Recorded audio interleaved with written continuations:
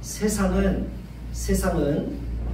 순간순간 우리로 하여금 그 하나님의 자녀로서의 그 신분을 망각하고 살도록 유혹을 합니다.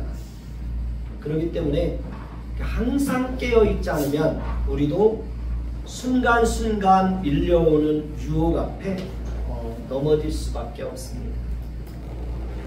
예수님께서 보리떡 5개와 물고기 2마리로 5,000명을 배불리 먹이고도 12광주리가 남는 기적을 베풀어 주셨을 때 사람들이 어떤 반응을 보였는지 아십니까? 그들은 예수님을 억지로 잡아서 자신들의 왕으로 삼고자 했습니다. 그 이유가 뭔지 아십니까? 그 이유는 예수님이 자신들의 왕이 되면 자신들의 먹고 사는 문제는 얼마든지 해결될 수 있을 것이라고 생각했기 때문에 그렇습니다. 우리도 얼마든지 그럴 수 있습니다. 우리도 우리의 시급하고 현실적이고 물질적인 문제를 해결받기 위해서 예수님을 찾을 수 있습니다. 그것이 자녀의 문제이든 건강의 문제이든 물질의 문제이든 그럴 수 있습니다. 그러나 그것이 잘못된 것은 아닙니다. 그것은 죄도 아니고 믿음이 없는 것도 아닙니다. 오히려 믿음이 있기 때문에 현실의 문제를 가지고 하나님 앞에 나아가서 기도하는 것입니다. 믿음이 전혀 없다면 아무리 현실적으로 어렵고 시급한 문제가 있다고 할지라도 절대로 하나님을 찾지 않을 것입니다. 그러니까 조금이라도 믿음이 있기 때문에 현실에 시급한 문제가 있을 때 하나님을 찾는 것입니다. 예수님께서도 우리에게 일용할 양식을 구하라고 말씀하셨기 때문에 우리도 얼마든지 일용할 양식을 위해서 예수님께 기도할 수 있습니다. 그러니까 예수님께서 말씀하시는 일용할 양식은 우리의 생명을 위해서 필요한 모든 것을 말하는 것입니다. 그렇습니다. 우리는 우리의 생명을 유지하고 우리의 생명을 보존하는 데 필요한 모든 것을 위해서 기도할 수 있습니다. 그러나 우리가 깊이 유념해야 할 것이 있습니다. 그것은 우리가 현실의 시급한 문제만을 해결받기 위해서 예수님을 찾으면 안 된다는 것입니다. 왜냐하면 예수님께서 이 땅에 오신 궁극적인 목적은 우리의 현실의 시급한 문제만을 해결해 주시기 위해서 오신 것이 아니기 때문에 그렇습니다. 예수님께서 이 땅에 오신 궁극적인 목적은 우리를 죄로부터 구원하시기 위해서입니다. 그렇기 때문에 우리에게 가장 시급한 문제는 우리의 죄의 문제를 해결받는 것입니다.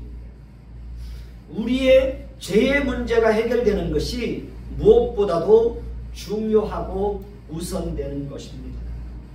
죄의 문제를 해결받는 유일한 길은 예수님을 믿는 겁니다. 예수님이 나의 죄를 위해서 십자가에서 죽으시고 부활하신 것을 믿는 것입니다. 예수님 앞에 나아가서 우리의 죄를 진솔하게 고백하는 것입니다. 우리가 예수님 앞에 나가서 우리의 모든 죄를 고백하면 예수님은 우리를 불쌍히 여기시고 우리의 모든 죄를 다 용서해 주시고 기억하지도 않는다고 말씀하셨습니다. 십자가 앞에서 우리의 죄를 고백하면 완전한 용서가 이루어지는 것입니다. 예수님으로부터 죄 용서함을 받은 사람들만이 하나님 앞에서 의롭다 여김을 받고 하나님의 자녀가 될 수 있는 것입니다. 사실 사람들이 예수님을 잡아서 억지로 자신들의 왕으로 삼고자 했던 것은 예수님에게는 굉장한 유혹이고 시험이었습니다. 사탄은 사람들을 통해서 예수님으로 하여금 이 땅에 오신 목적을 잃어버리고 그들의 왕이 되어서 그들로부터 영광을 얻도록 유혹했던 것입니다. 마가복음 6장 45절을 보시면 예수께서 즉시 제자들을 재촉하사 자기가 무리를 보내는 동안 배 타고 앞서 건너편 벳세다로 가게 하시고 라고 말씀하십니다. 여러분, 예수님께서 왜 즉시 제자들을 재촉해서 자기가 무리를 보내는 동안에 배 타고 벳세다로 건너편 벳세다로 건너가게 하였을까요? 그 이유는 예수님의 제자들도 예수님에 대해서 오해할 것을 염려했기 때문에 그렇습니다. 그러니까 예수님의 제자들도 얼마든지 예수님에 대해서 오해를 하고 예수님을 자신들의 정치적인 왕으로 세우고자 하는 유혹을 받을 수 있었습니다. 그렇기 때문에 예수님은 제자들을 무리들로부터 떼어놓고자 했던 것입니다. 나중에 알 수 있지만 예수님의 제자들도 예수님을 정치적인 메시아로 오해하고 있었다는 것을 우리는 잘 알 수 있습니다. 세상은 이렇게 하나님의 자녀로서의 신분을 망각하고 살도록 끊임없이 유혹합니다. 물질과 명예와 여러 가지 환경으로 우리를 유혹합니다. 실제로 세상의 각종 유혹에 넘어져서 하나님의 백성으로서의 신분을 망각하고 살아가는 사람들이 있을까요? 없을까요? 많이 있습니다. 디모데후서 4장 10절에 보면 대만은 이 세상을 사랑하사, 이 세상을 사랑하여 나를 버리고 데살로니가로 갔다라고 말합니다. 대만은 이 이름이 기록될 때마다 대만가 괴로울 것 같아요. 실제로 이렇게 세상을 사랑하고 돈을 사랑해서 하나님을 버리고 하나님을 떠나는 사람들이 많이 있다는 것입니다. 그렇다면 세상이 우리로 하여금 하나님의 자녀로서의 신분을 망각하고 살도록 유혹할 때 그 유혹에 넘어지지 않기 위해서는 어떻게 해야 할까요? 예수님은 무리들이 자신을 억지로 잡아서 왕으로 삼고자 했을 때 예수님은 어떻게 했을까요? 마가복음 6장 46절을 보시기 바랍니다.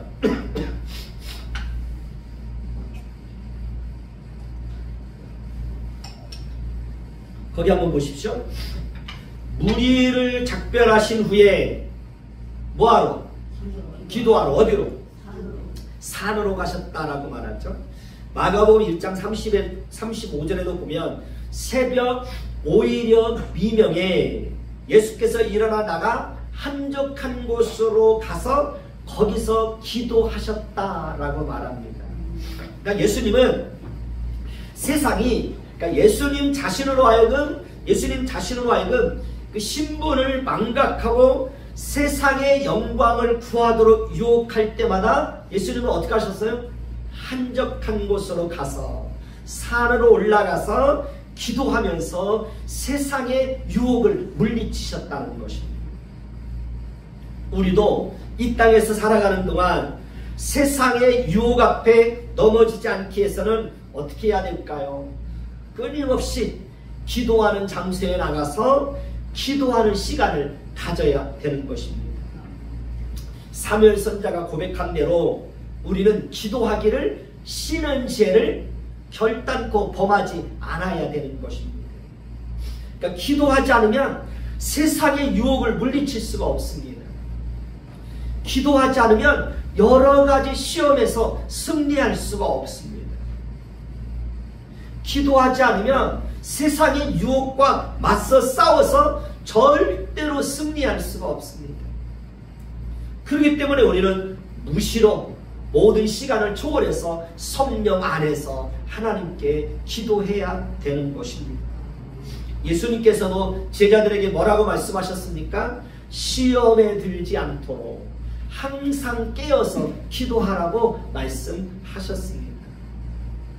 여러분, 제자들이 결정적인 순간에 시험에 들고 예수님을 배신하고 도망갔던 이유가 뭔지 아십니까? 기도해야 될 시간에 기도하지 않고 잠들어 있었기 때문에 그런 것입니다.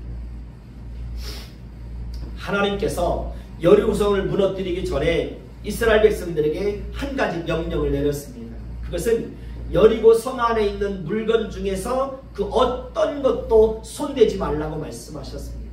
그런데 아간이라는 사람이 노략한 물건 중에서 시날산의 아름다운 외투 한 벌과 은 200세겔과 금덩이를 보고 탐내어서 가져가다가 장막 가운데 있는 땅속에 감추어 두었습니다. 결국 아간의 범죄는 사실로 드러났고 그 일로 인하여 아간의 가족은 모두 하나님의 심판을 받고 죽임을 당하게 되었습니다. 엘리사의 사환 게하시도 물질의 유혹에 넘어져서 나아만으로부터 은 2달란트와 옷 2벌을 받은 것으로 인하여 하나님의 심판을 받고 문둥병에 걸렸습니다. 우리가 잘 아는 대로 다윗도 육신의 정욕에 사로잡혀서 우리아의 아내 밧세바를 데려다가 취하여 죄를 범하고 그것을 감추기 위해서 우리아를 전쟁터에서 내보내서 죽게 합니다. 그리고 그것으로 인하여 다윗이 치루어야 될 대가는 너무 컸습니다. 가룟 유다도 돈의 유혹에 빠져서 은 30에 예수님을 팔아넘겼습니다.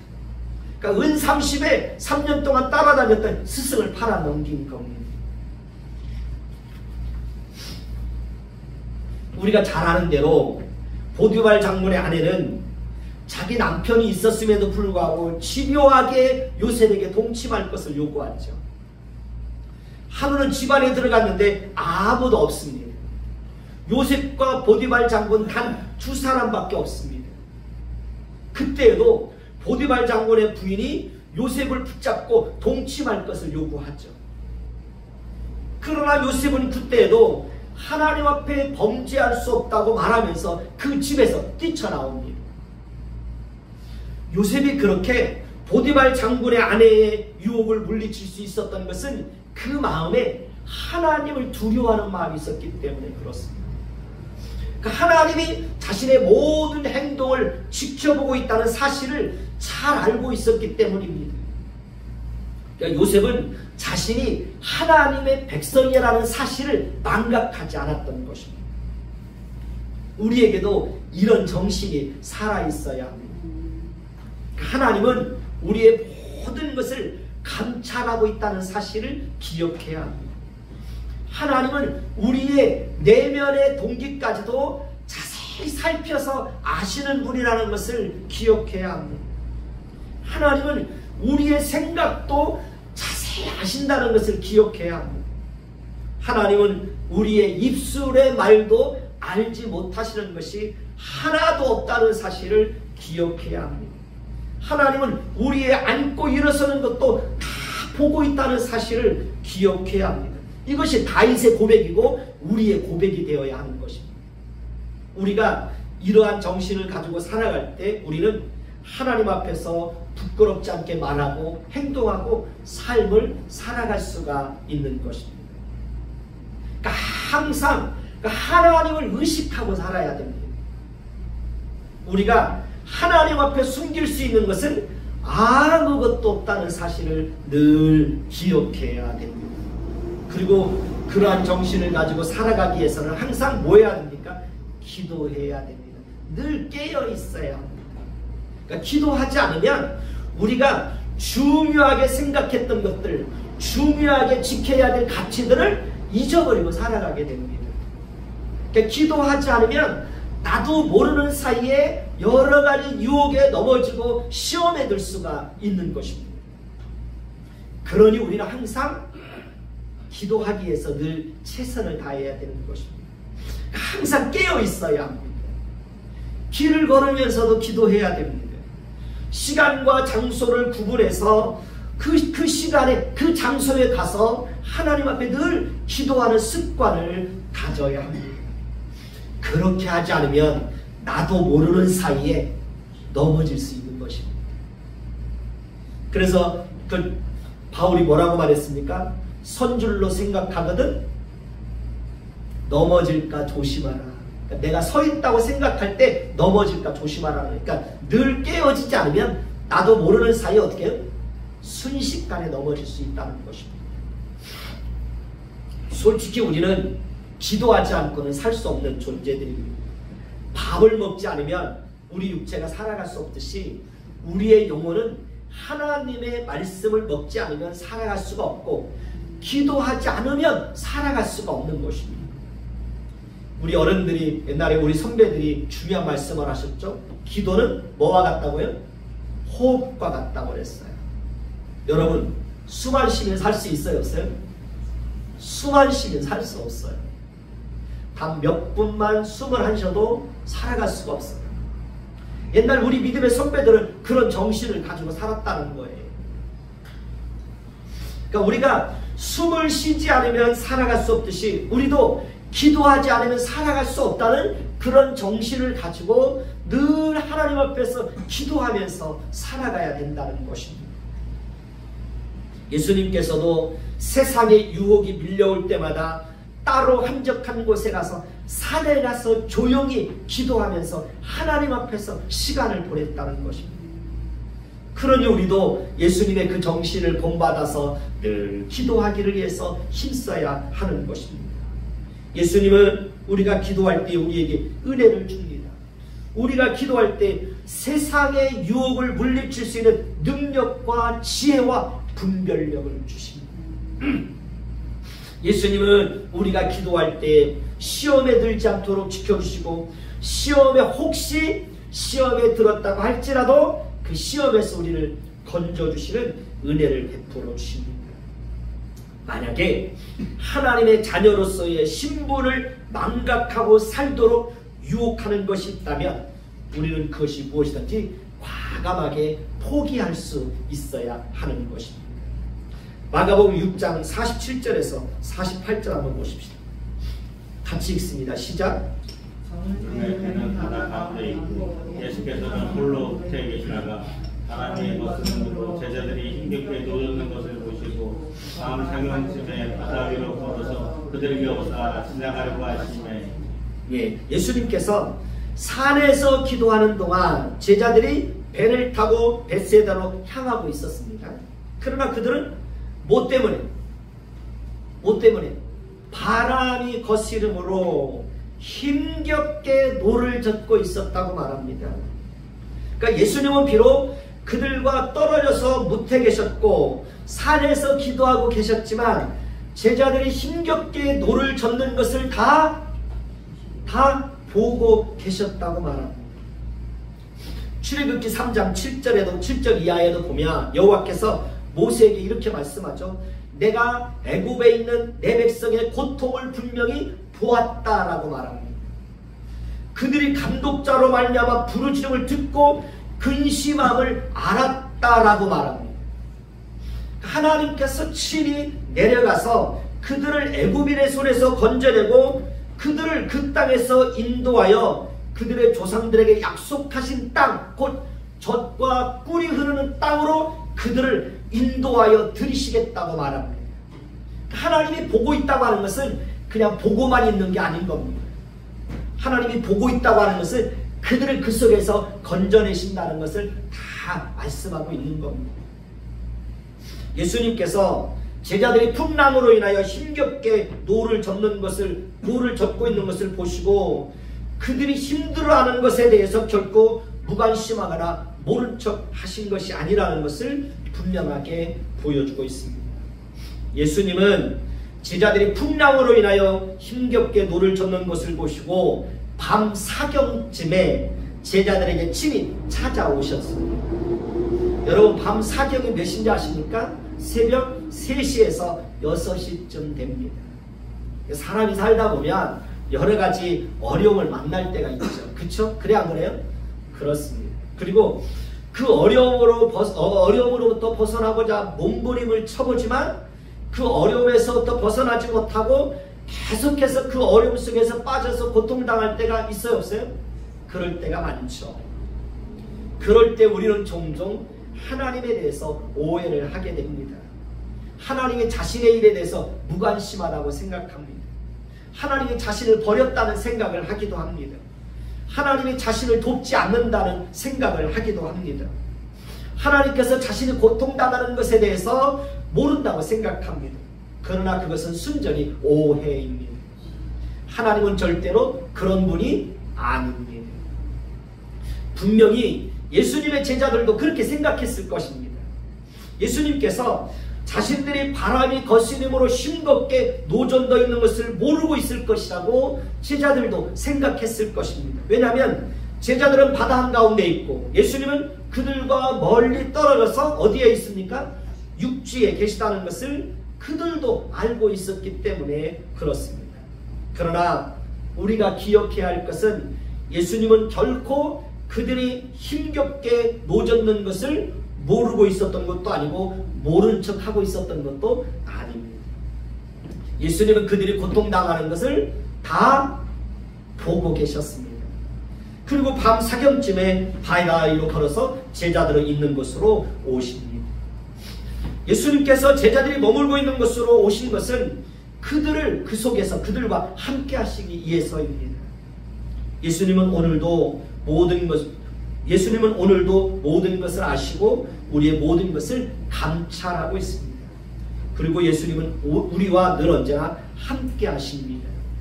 하나님은 우리가 구하기 전에 우리의 필요한 것을 다 아신다고 그랬습니다. 하나님은 우리가 하나님께 구하기도 전에 우리에게 무엇이 더 유익한 것인지도 다 아십니다. 그렇기 때문에 우리는 염려할 것이 없는 것입니다. 다만 우리는 우리의 모든 것을 아시고 능히 도우실 하나님을 신뢰하고 그 하나님께 성실하게 기도하면서 하나님께 도움을 구해야 하는 것입니다. 마가복음 6장 49절에서 50절 한번 볼까요? 같이 읽습니다. 시작. 제자들이 그가 바다 위로 걸어오심을 보고 누령인가 하여 소리 지르니 그들이 다 예수를 보고 놀라더라. 이에 예수께서 곧 그들에게 말씀하여 이르시되 안심하라 내니 두려워하지 말라 하시고. 제자들은 예수님께서 바다 위로 걸어오시는 것을 보고 어떤 반응을 보입니까? 제자들이 예수님을 보고 유령인가 하여 소리 질렀다고 말합니다. 두 번째는 그들이 다 예수님을 보고 놀랐다라고 말합니다. 그들이 물 위로 오시는 예수님을 보고 이러한 반응을 보인 것은 아직까지도 그들은 예수님이 어떤 분인지 충분히 모르고 있었기 때문에 그렇습니다. 예수님은 이미도 제자들에게 예수님 자신이 하나님의 아들이요 하나님이라는 것을 분명하게 보여주셨습니다.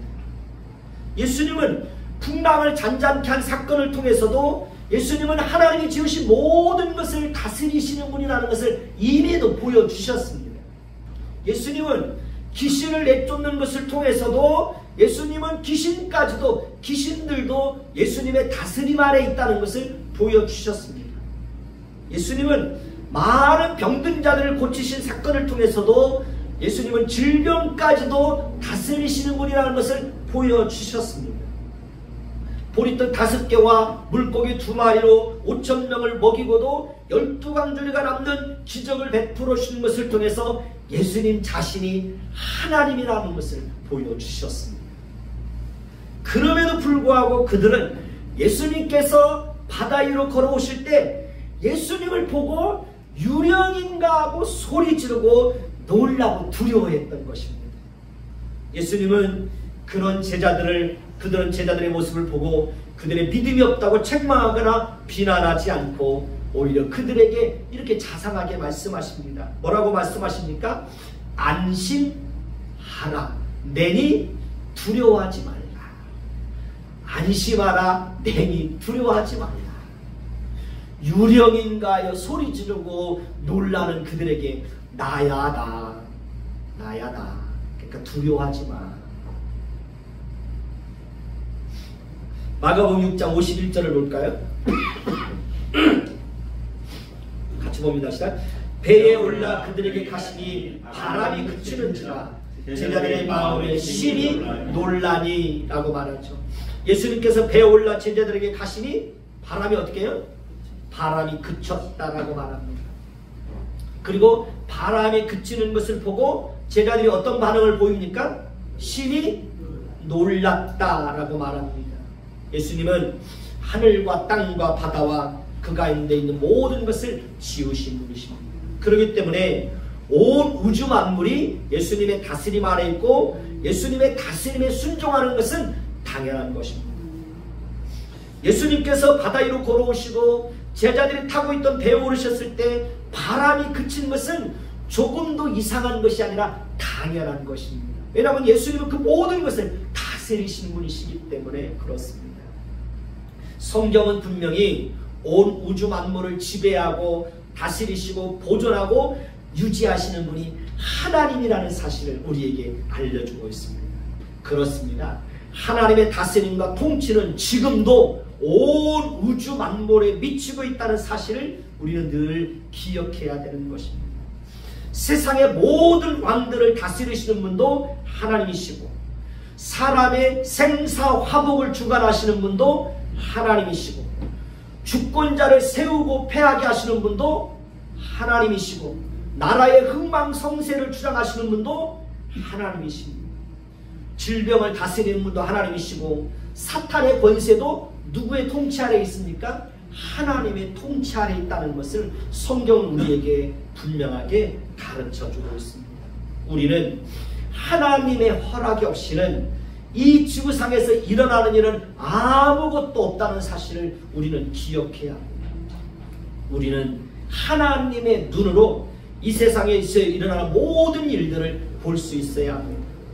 하나님의 뜻을 다 할 수 없지만 우리는 이 세상에서 일어나는 모든 일들 속에 하나님의 뜻이 있고 하나님의 계획이 있다는 사실을 우리는 기억해야 합니다. 제자들이 예수님께서 배에 올라 바람이 그치는 것을 보고 마음에 심히 놀랐다고 했습니다. 이 또한 불신앙의 표현입니다. 그러니까 제자들은 이렇게 지속적으로 예수님께서 행하시는 많은 기적들을 보면서도 여전히 불신앙 속에서 벗어나지를 못하고 있었던 것입니다. 그런데 이러한 모습은 우리에게도 마찬가지죠. 우리도 끊임없이 불신앙과 불순종의 죄에서 벗어나지 못하고 있는 것을 우리 자신 스스로가 잘 알 수 있을 것입니다. 그러므로 우리는 항상 불신앙의 자리에서 벗어나기를 위해서 늘 힘써야 되는 것입니다. 왜 그렇게 불신앙에서 벗어나지 못할까요? 왜 그럴까요? 마가복음 6장 52절 한번 보십시다. 마가복음 6장 52절 다 찾으십시오. 마가복음 6장 52절. 자, 잘 보세요. 이는 그들이 그 떡 떼시던 일을 깨닫지 못하고 도리어 그 마음이 둔하여졌음이더라. 잘 보세요. 이는 왜 그들이 끊임없이 그렇게 불신앙 속에 빠지는 거예요?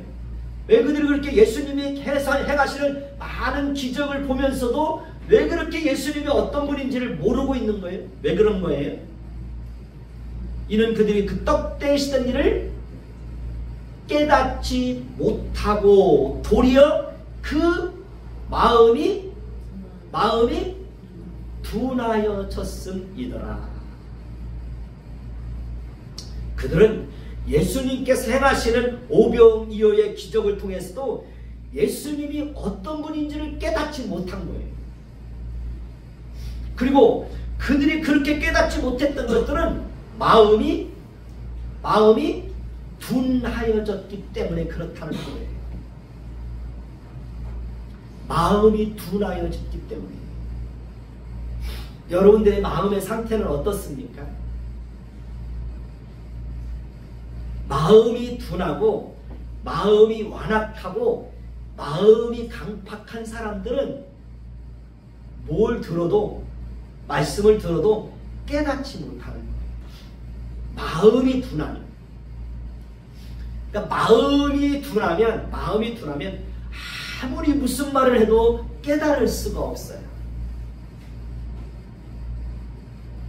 제자들이 여전히 예수님께서 행하시는 그 많은 기적을 보면서도 여전히 예수님이 어떤 분인지 모르고 여전히 불신앙 속에 빠져 있었던 것은 그들의 마음이 둔하여졌기 때문이라고 예수님이 분명하게 말씀하십니다. 마음이 둔한 것이 문제인 거예요. 마음이 둔하면 아무리 무슨 말을 해도 몰라요. 마음이 둔하면. 그리고 마음이 둔하면 말씀을 듣는 일에도 관심이 없어요. 마음이 둔하면.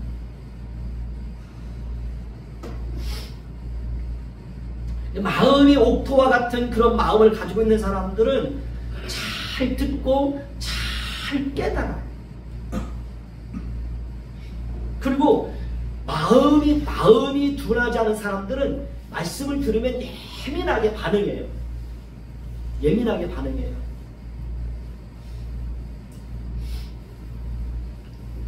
여러분들의 마음이 둔해지지 않도록 마음을 잘 깨워야 돼요.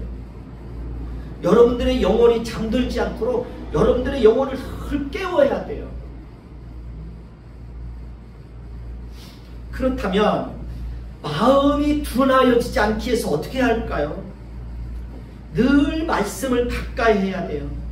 말씀을 경청해야 돼요. 말씀을 사모하는 마음이 있어야 돼요. 그리고 마음이 둔하여지지 않으려면 죄에 대해서 굉장히 민감해야 돼요. 사소한 거짓말을 하는 것에 대해서도 정말 민감해야 돼요. 말씀에 대해서도 정말 민감하게 반응할 수 있어야 돼요.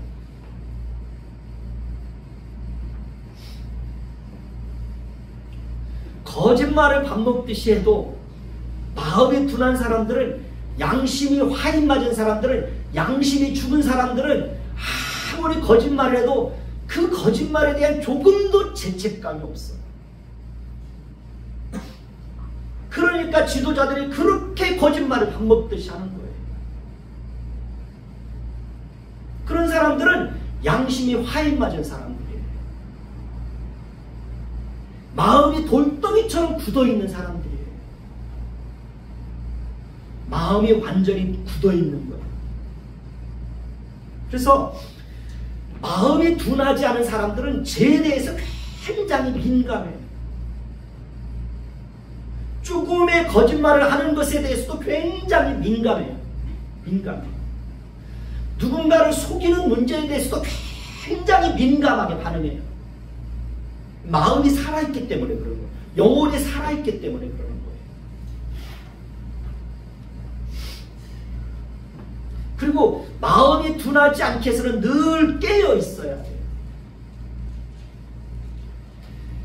잘못된 길에서 신속하게 돌이킬 줄 알아야 돼요. 하나님을 성실하게 예배해야 돼요. 저는 여러분들이 하나님 앞에서 살아가는 동안 말씀 앞에서나 모든 면에 있어서 마음이 둔하지 않았으면 좋겠어요. 마음.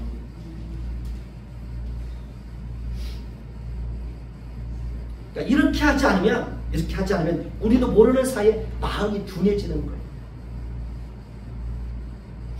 마음이 둔해지면 말씀을 들어도 깨달을 수가 없어요. 마음이 둔해지면 죄를 지어도 죄를 죄로 인식하지 못해요. 마음이 둔해지면 양심이 무뎌져요. 그러니 우리는 마음이 둔해지지 않기를 위해서 늘 기도해야 되는 거예요. 이제 들은 말씀을 기억하면서 함께 기도하는 시간을 갖도록 하십시오.